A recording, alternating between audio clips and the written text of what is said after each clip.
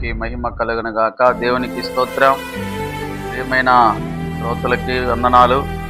దేవుడు ఈ రోజుల్లో మనకు ప్రార్థనా శక్తి అనే కార్యక్రమాన్ని మీరు వీక్షిస్తున్నారు.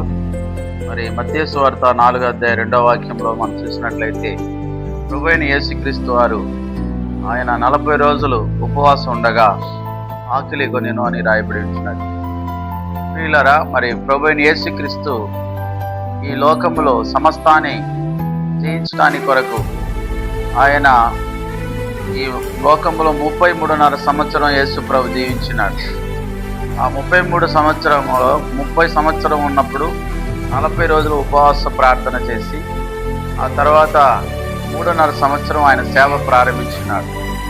ఆ దినాలలో బలమైన ఒక సేవను చేయడానికి కొరకు ఆయన 40 రోజులు ఉపవాసం ఉన్నట్టుగా మనము లేఖనములో చూస్తున్నాం. మరి దేవునికి మహిమ కలుగును గాక.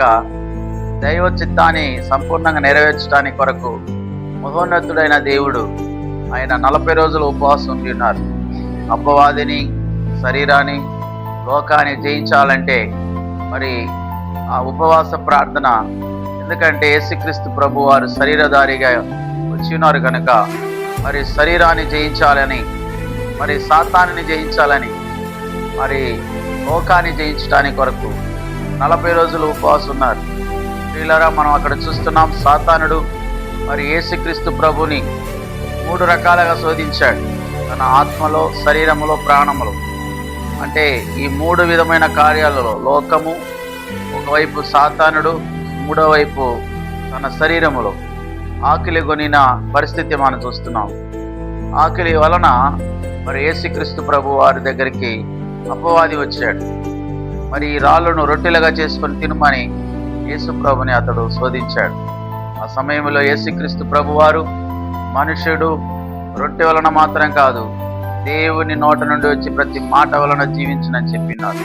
కాబట్టి యేసుక్రీస్తు ఉపవాసం ముగించగానే శోధనను జయించాడు. ప్రార్థన చేద్దాం ప్రియులారా. మనము కూడా సాతాన్ని జయించాలంటే ఉపవాసం ఉండి ప్రార్థన చేయాలి. ప్రభువా, నీకు వందనాలు, స్తోత్రాలు చెల్లిస్తున్నాం. మరి ఈ యొక్క సమయంలో యేసయ్య, మీరు 40 రోజులు ఉపవాస ప్రార్థన చేసినప్పుడు అపవాది వచ్చి ఉన్నాడు, అతనిని మీరు వాక్యం ద్వారా జయించున్నారు. ఆ రీతిగా ఉపవాసం ఉండి ప్రతి ఒక్కరు కూడా సాతాను జయించడానికి సహాయం చేయమని యేసు నామములో ప్రార్థిస్తున్నాం తండ్రి. ఆమేన్. ఆమేన్. God bless you.